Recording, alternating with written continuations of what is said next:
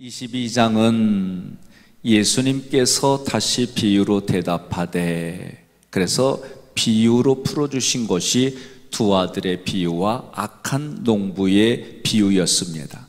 오늘 본문의 말씀 1절부터 14절도 혼인잔치의 비유, 그래서 21장에 이어서 연속되는 비유입니다.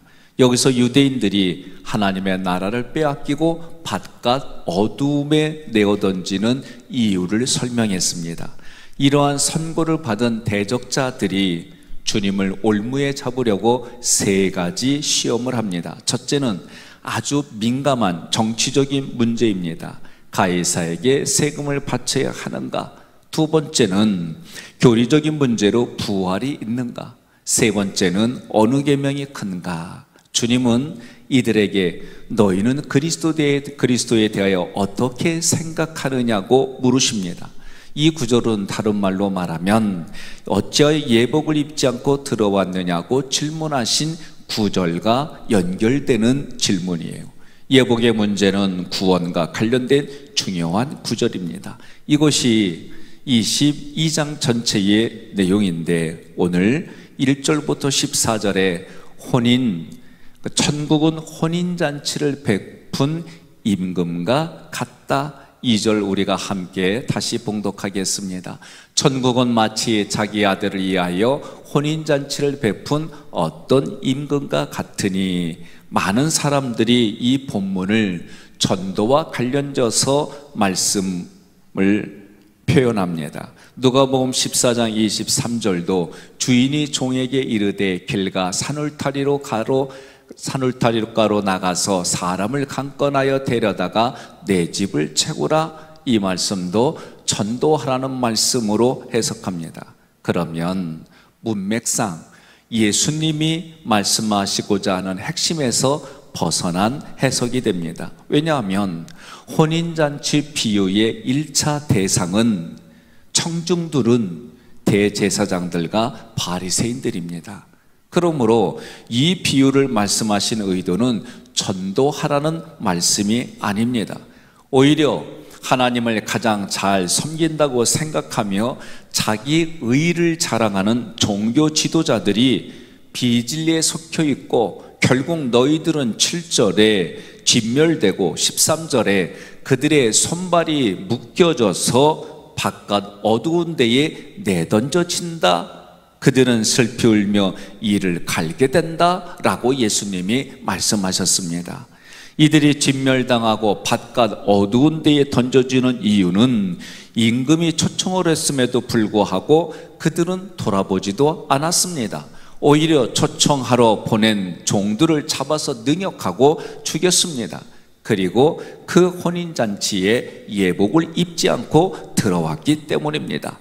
그렇다면 임금이 아들을 위해서 베푼 혼인잔치는 무엇을 의미할까? 여기서 혼인잔치를 베푼 임금은 하나님을 상징합니다. 잔치의 주인공인 아들은 그리스도를 상징합니다. 이는 복음을 믿고 신랑이신 예수 그리스도와 연합한 신부들만이 구원의 잔치에 참여할 수 있다라고 설명하는 것이 혼인잔치예요. 1차적으로 구원의 잔치에 초청을 받은 유대인들은 초청을 거부했습니다. 2차적으로 이방인들을 초청할 때 그들이 구원의 잔치에 참여하게 될 것을 말씀하셨습니다. 임금은 종들을 보낼 때 어떻게 구원의 잔치에 초청을 하게 되냐면, 4절 우리가 함께 다시 봉독합니다. 다시 다른 종들을 보내며 이르되 청한 사람들에게 이르기를 내가 오찬을 준비하되 나의 소와 살찐 짐승을 잡고 모든 것을 갖추었으니 혼인잔치에 오소서 하라 하였더니, 아멘. 모든 것을 갖추었다. 복음은 전적으로 하나님께서 모든 것을 준비해 주십니다. 청함을 받은 자들이 보태할 것은 아무것도 없어요. 단지 기쁘고 감사한 마음으로 초청에 응하면 됩니다. 그러므로 초청을 감사함으로 받는 것이 믿음입니다. 예수님께서 비유로 나의 소와 살찐 짐승을 잡았다고 표현했습니다. 이것은 실제적으로 자기 아들을 하목젤로 삼으시고 준비하신 잔치입니다. 잔치의 초청에 대제사장과 바리새인들이 어떻게 반응을 합니까? 3절 함께 봉독합니다. 그 종들을 보내어 그 청한 사람들을 혼인잔치에 오라 하였더니 오기를 싫어하고를 5절로 6절 함께 봉독합니다. 그들이 돌아보지도 않고 한 사람은 자기 밭으로 한 사람은 자기 사업하러 가고 그 남은 자들은 종들을 잡아 모욕하고 죽이니. 아멘. 그리하여 임금이 노하여 군대를 보내서 그 살인한 자들을 진멸하고 그 동네를 불사르게 하셨습니다. 이 모습이 1차적으로는 예수 그리스도를 죽이고 복음을 증거하는 자들을 죽인 유다를 로마 군대에 의해서 멸망시켰습니다. 8절 함께 봉독합니다. 이에 종들에게 이르되 혼인잔치는 준비되었으나 청한 사람들은 합당하지 아니하니. 아멘. 임금이 종들에게 혼인잔치는 준비되었으나 청한 사람들은 합당하지 않다고 그랬어요. 이 말씀은 하나님의 구원잔치를, 혼인잔치를 포기하셨다는 말씀이 아닙니다. 9절로 10절 함께 봉독합니다. 네거리 길에 가서 사람을 만나는 대로 혼인잔치에 청하여 오라 한데 종들이 길에 나가 악한 자나 선한 자나 만나는 대로 모두 데려오니 혼인잔치에 손님들이 가득한지라. 아멘. 문제는 초청에 응해서 구원의 잔치에 참여한 사람들 중에도 합당치 않은 자가 있었다는 거예요. 11절에 임금이 구원의 잔치에 참여한 손님들을 보러 들어왔습니다. 거기서 예복을 입지 않은 한 사람을 보았습니다. 그 사람은 어떤 이유에서든지 간에 초청에 응해서 잔치에 참석한 사람이요, 13절에 보니까 그가 예복을 입지 않아서 수족을 결박하여 바깥 어두움에 내어 던져졌습니다. 그는 초청에 응하지 않아서 7절에 진멸을 당한 사람들과 같은 자입니다. 예복을 입지 않은 것이 어떤 것이기에 이렇게 결박을 당해서 바깥 어두움에 던져질까? 예복을 입지 않은 한 사람 이외에 다른 사람들은 모두가 예복을 입었습니다. 종들이 길에 나가서 악한 자나 선한 자나 만나는 대로 데려온 사람들이 언제 예복을 마련할 수 있겠습니까? 그 얘기는 예복을 주인이신 하나님이 다 마련하셨다, 그 얘기예요. 임금님이 이들을 위하여 예복을 일방적으로 준비했습니다. 다만 예복을 입지 않은 한 사람은 자기 옷이 임금님이 마련해 준 옷보다 더 좋은 옷이라고 생각한 거예요. 이것을 자랑하기 위해서 임금님이 주신 옷을 받아 입지 않았다는 뜻이래요. 임금이 마련해 준 예복은 절대로 사람들이 지키는 선행, 율법 이런 것으로 입는 옷이 아니라는 거예요. 구원의 잔치에 참여할 때는 입는 예복은 십자가에서 마련된 의의 옷입니다. 예수 그리스도께서 십자가의 죽으심으로 마련해 준 예복을 입었다, 이 한 가지 이유만으로 차별이 없습니다. 또한 동일한 자격이 주어집니다. 그러므로 복음이란 죄인들에게 잔치에 참여할 예복을 마련해 주는 모습과 같다라고 지금 비유로 말씀해 주는 거예요. 로마서 1장 17절 함께 있습니다. 복음에는 하나님의 의가 나타나서 믿음으로 믿음에 이르게 하나니 기록된 바 오직 의인은 믿음으로 말미암아 살리라 함과 같으니라. 아멘. 예수 그리스도가 십자가에서 마련해 주신 의의 옷을 받아 입기만 하면 하나님 앞에 나아갈 수 있습니다. 혼인잔치에 참여할 수 있습니다. 이것이 복음입니다. 손을 내밀어 받아 입는 것이 미덕입니다. 그래서 하나님이 내 오른손을, 나의 손을 꽉 붙잡고 계신다 말이에요. 그래서 내가 허공에서 발을 헛걸음치더라도 넘어지지 않는 이유는 하나님이 먼저 손을 내밀어서 붙잡고 계시기 때문에 그래요. 예복을 입지 않은 한 사람은 어떤 옷을 입은 유대인이니까 그것은 한마디로 율법의 옷을 입은 유대인이다, 그 얘기를 하는 거예요. 이것은 사도 바울이 표현했어요. 현대인의 성경 로마서 10장 2절로 3절 같이 봉독합니다. 그들이 하나님께 대하여 열심히 있는 것은 사실이지만 그 열심은 바른 지식에서 나온 것이 아닙니다. 그들은 하나님에게서 의롭다고 인정받는다는 것을 모르고 스스로 의롭게 되려고 노력하며 의롭다고 인정받는 하나님의 방법을 따르지 않았습니다. 아멘. 2절에 바른 지식을 따른 것이 아니다라는 것은 한마디로 성경대로 믿지 않았다는 뜻입니다. 인간의 행위로 의롭다함을 얻을 수 있다고 생각했습니다. 인간의 생각이 어떤 것입니까? 마태복음 19장 16절에 부작 청년이 내가 무슨 선한 일을 해야만 영생을 얻으리까? 라고 예수님께 말씀했어요. 27절에 베드로가 우리가 모든 것을 버리고 주를 따랐는데 우리가 무엇을 받겠습니까? 마태복음 20장에서는 포도원 품꾼들의 비유가 나옵니다. 품꾼들 중에는 다른 이들보다 종일 수고한 이들이 더 큰 보상을 받을 자격이 있다라고 생각했어요.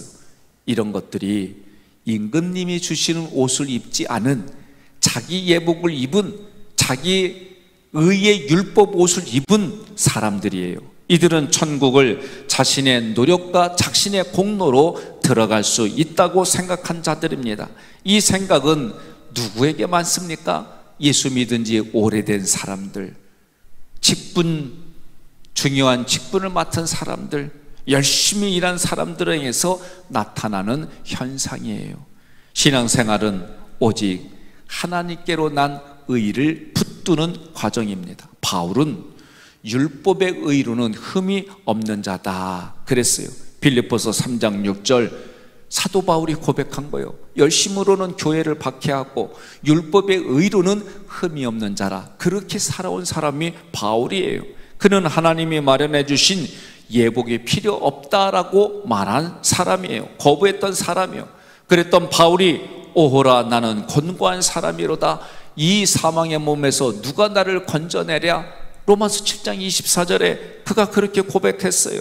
자기 스스로 구원할 수 있다, 이거는 불가능하다라고 깨달은 거예요. 그는 내가 가진 의는 율법에서 난 것이 아니요, 자기가 입은 의복, 예복은 율법에서 난 것이 아니요 오직 그리스도를 믿음으로 말미암은 것이니 곧 믿음으로 하나님께로부터 난 의다라고 고백을 했어요.